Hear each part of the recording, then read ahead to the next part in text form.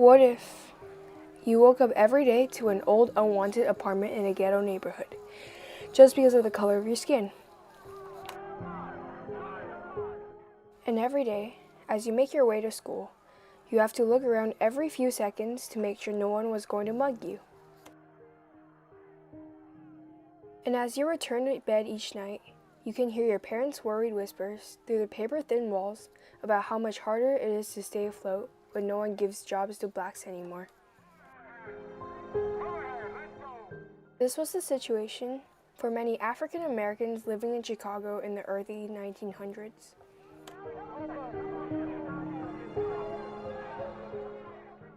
Now, after years of dissatisfaction and frustration, the darker-skinned citizens of Chicago have started to plan their change.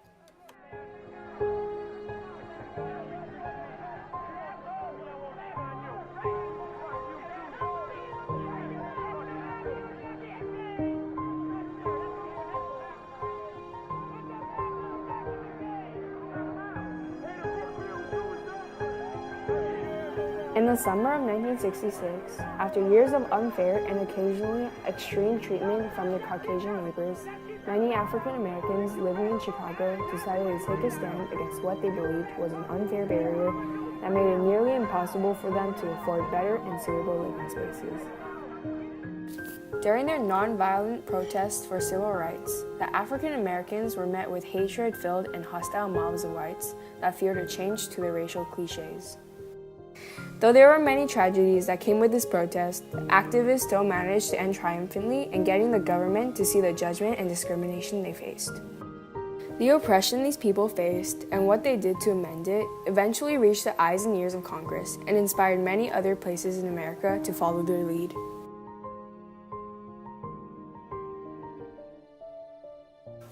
Around the early 1920s, the Great Migration, also known as the Great Northward Migration, began.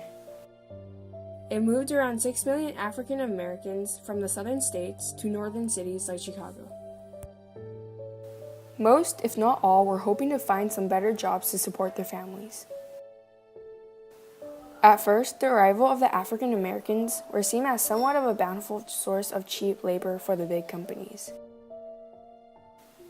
But as the population of the African Americans in the North increased, the job demand slowly but surely decreased with it. And on top of all that, the racial prejudice that the whites had against the blacks were starting to create a tension that started off with just a biased opinion on the difference of skin color to a split in the two major sides of Chicago. You had a tremendous influx of people who came during the war and right after the war from the South. You see, because the invention of the cotton picker literally demobilized millions of people, black and white, the hillbillies and all, began to leave the South and come north, and they came to the cities where they thought they could find jobs. The split between the two ethnic groups soon became increasingly obvious. In the summer of 1966, African Americans from the Chicago West Side started speaking up for themselves in hopes of fairer pay and housing so that they too were able to live in comfortable neighborhoods. The conflict soon reached the ears of the SCLC, also known as the Southern Christian Leadership Conference, and their president, the famed Martin Luther King Jr. We plan to stir up trouble in some of the big cities in our country this summer. But my stirring up trouble will be righteous trouble to bring about nonviolent solutions.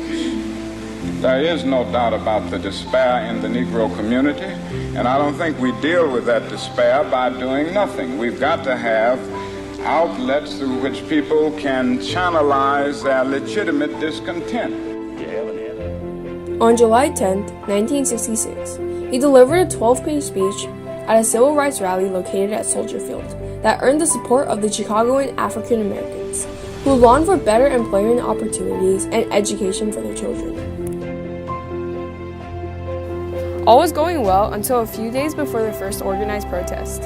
A man named Richard Speck sexually harassed and murdered 8 female student nurses from the South Chicago Community Hospital, And in the same week, Chicago police shot and killed 2 black Chicagoans during riots on the predominantly black West Side. These events stirred some doubts from both the protesters and the government officials in the city. And certainly there has to be some machinery set up in order that you don't go from just one type of citizen to another. But King insisted that the march must go on. The first march was on July 16, 1966, and consisted of 120 demonstrators that walked from Englewood into Marquette Park for a picnic. It wasn't until almost 2 weeks later, on Thursday, July 28, 1966, when protesters began an all-night vigil at 63rd Street and Kensington Avenue at a realty company that systematically discriminated against black buyers looking to move into Gage Park, that the demonstrators were faced with a major conflict. White counter-demonstrators appeared, and by nightfall, Chicago police struck a deal for the lawful open housing protesters to be filed into paddy wagons for a safe escort back to the ghetto. The first marches were into Gage Park and Marquette Park. They began with just individuals, couples, white and black persons, going to real estate offices and asking for services. And when the blacks would be refused, as they were every time, there would be vigils outside the office with signs saying this office discriminates and so forth. When those were set upon by crowds, young men with sticks and clubs, we decided that we'd at least be a moving target, and we turned the vigils into marches. On July 30th, 1966, about 250 open housing protesters, still furious about what happened the night before, returned to the same Southwest Side intersection. There, they were met by bottles and rocks thrown by whites. The protesters had to retreat again to the east of Ashland Avenue into Englewood. When demonstrators marched out of Englewood again on July 31st, more than 500 whites met them as they crossed Ashland Avenue onto 63rd Street. Armed with cherry bombs, rocks, bricks, and bottles, the ever-growing mob of anti-demonstrators started burning cars and injured around 50 open occupancy protesters, including a first-grade teacher hit by a projectile. The brutality in the event was so horrendously violent that even King himself said, Well, this is a terrible thing. I've been in many demonstrations all across the South, but I can say that I have never seen, even in Mississippi and Alabama, mobs as hostile and as hate-filled as I've seen here in Chicago. In mid-August, high-level negotiations began between city leaders, movement activists, and representatives of the Chicago Real Estate Board.